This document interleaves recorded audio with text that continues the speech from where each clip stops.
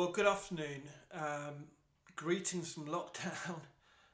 First of all, let me, of course, say that I hope that you're safe and well and that you haven't been personally affected by this horrendous virus. But having all of this spare time has given me some pause for thought about things that we can do differently in the short-term rental business. So I wanted to share that with you. This video is all about what the lockdown and the coronavirus has taught us about how we should be running a short-term rental business.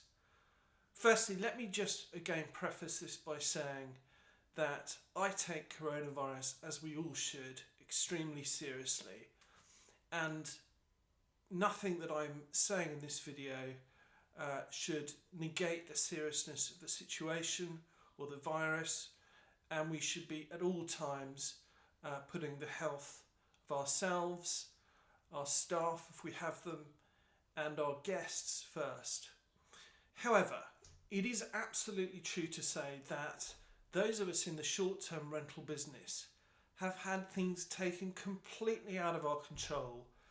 And I don't know about you, but I don't like it when the government does this, but I like it even less when the businesses, which we are, after all, customers of, do this themselves. And this has serious consequences for us. And this is what we've had to put up with, even though we may well be legitimately hosting key workers and the like. So we've had bookings arbitrarily cancelled, over which we've had no control on most of the platforms. There's really been a significant lack of support from many of the online booking companies, and I don't know about you, but I've had to refund thousands and thousands in prepaid bookings. And to make matters worse, if you're in the UK, which I am, and you're in a certain segment of the property investment business, circumstances dictate that you may not receive any compensation by the government for the lack of business, which may well harm your family's income substantially. So this stuff matters. So this video is all about what we can do both now and in the future to take more control over our businesses and be less reliant on the online travel agencies. So the first point is this. It astounds me, but hardly anyone listing, particularly on Airbnb, but also on Booking.com and Expedia, have their own form of booking portal from which they can accept bookings. This is crazy. Let me give you an example of this from one of the Facebook groups that I'm a member of. I saw a post recently by a lady who said she received a booking request for 10 nights for key workers, yet because Airbnb had blocked her calendar off, she couldn't accept the booking.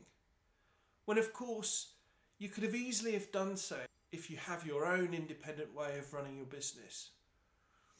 This brings me to point number 2. It's absolutely essential that if you're in the short-term rental business that you are able to manage your bookings in a more agile way, and indeed your diary isn't just tied to one channel as it was with the example of the Airbnb lady before. Now it's true to say that some people are worried about hosting on other channels because of Airbnb's much touted host guarantee program. But it's very possible to mitigate and manage this risk yourself if you're shrewd and think about things carefully. For example, I take up to £500, or if you're in the US or elsewhere, $500 per booking as a deposit. And this has literally wiped out bad behaviour for me overnight. But let's address the question of how do we manage bookings on separate channels rather than just being reliant on one booking system. There are many ways around this problem, and usually they're in the form of a channel manager. And essentially what a channel manager does is they give you a centralized diary of your bookings so that you can take bookings from multiple channels, if that's what you want to do, of course, and indeed your own booking channels as well. I know that when I started using a channel manager, and I'll link to the channel manager we use below, literally overnight our bookings took off. Um, and again, there's a description in the video below. The third point I would like to make is that almost nobody has a website and a branded name for their property. Typically on Airbnb listings, it'll be something like luxury apartment in the centre of Manchester, or quiet retreat on the Cotswolds, or villa in Thailand which accommodates 8 people. Whilst these might be catchy titles, what they don't do is enable you to brand your listing in a way that can be picked up on, for example, TripAdvisor or Google reviews, or even just a Google search. If your listing has a name rather than just a catchy title, this means you can buy a domain which is either a similar or an exact match to your property's name. That means you can put up a basic web page with some photos, an email, and most importantly a phone number. And this can be done very, very easily. And we do this on behalf of clients for something like around $100. And I'll put a link in the description below regarding that. What this means is this. For example, if someone Googles your property's name, or indeed looks it up on booking.com or any other website, and sees a list of your property but sees no availability now, they can call you. And they can find your property because it's got a name and a website and a phone number, and you can then accept the booking, of course, if it's a key worker for the moment, manually and bypassing the online travel systems. This brings me on to point number 4, and the whole idea of advertising your property independently of other online travel agencies. If done right, running Facebook and Google ads can be extremely profitable and cost effective, and dramatically reduce the payments you're making to OTAs, online travel agencies, because you're taking the bookings directly yourself. If you think about it, in an average year, you may well be paying the online travel agencies thousands of pounds or dollars or whatever your currency is in commission. Well, just think how many adverts that money would buy on Google or Facebook. A lot is the answer. Coming on to point 5, once again, and I know this because I've checked, the number of people with a Facebook page for their property is extremely low. And this is a great way of marketing your business. And there are also several clever tips to get people to like your Facebook page. One of them, for example, is when people are logging onto your Wi-Fi in your property, you can have them do this through a service which requires them to sign up through Facebook or email, just like when you're at the airport, for example. And that can be really useful when you're doing any direct marketing activities. And I'll link below to an example of one service provider that does this. They're called Flamingo Wi-Fi and they're great. More generally, people really like active Facebook pages. One of the images I posted of my property went viral, as I mentioned in a blog post, and got well over 3,000 likes and over 900 shares. This is a great way of marketing your property, and you can target your like or ad campaign to people who live in your area, who may have family who want to stay at your property, for example. Of course, under current circumstances, it's key workers only. Coming on to point 6, I'm sure most people would agree that the longer the bookings they have, the better.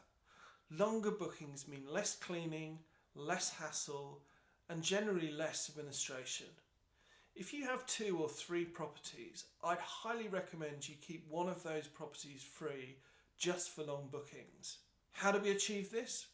Well, there are a number of different ways we can do this.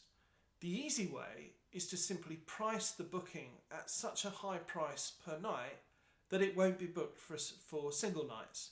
For example, if your average nightly price is £100 or $100, then price it at £300 or dollars, but then on the online travel agencies, or indeed your own website, if you have the booking functionality to do this, discount this back to £100 a night or $100 a night, for people who are staying for example, longer than 30 nights. I've tried this and it works really well. And it works especially well if you have a channel manager where you can move different bookings to different room types. So for example, if you have someone who does book your long stay apartment for 2 nights, for example, using a channel manager, you can easily move them to your short stay properties. Of course, assuming the properties are of similar quality. And this means you keep your long stay channel free just for longer visits. There are, of course, very subtle ways of doing this, involving cancellation of guests who get in the way of long stay bookings. But I don't do this because I think it's unethical and it's not fair on the guests and it's not going to do your reviews any good. So I hope you found this video useful and it's giving you some food for thought in these uncertain times and some ideas about what you can do immediately to make your business more agile and flexible to the different business circumstances. I've added the links below to the resources I've mentioned, including the channel managers and the Wi-Fi provider. And actually one of the projects that I've got going on at the moment is a brand in a box, what I'm calling it. And this is essentially a step-by-step course on how exactly to create a brand for your Airbnb short-term rental business.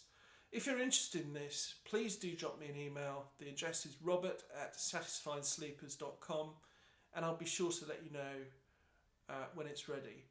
And of course, if you've liked this video, I'd really appreciate a thumbs up and you subscribing to the channel because I'll be releasing many more videos over the coming weeks. So stay safe and see you in the next video.